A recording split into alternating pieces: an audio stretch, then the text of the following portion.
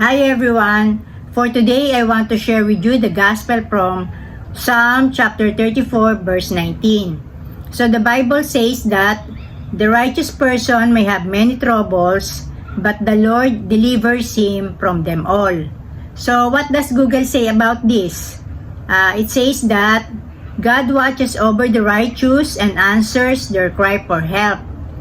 He delivers the righteous from their troubles and draws near to them. So that's how Google explains it.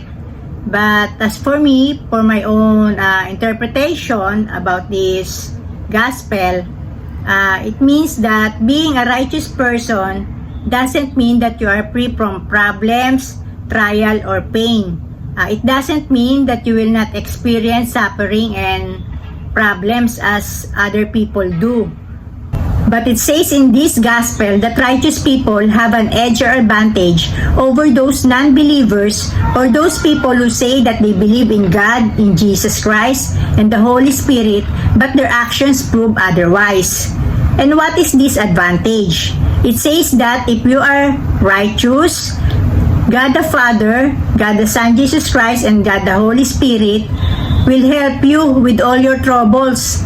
Remember, not just one, but with all. It says that they will deliver you from all your troubles. God will help you with all your troubles. And what does that mean?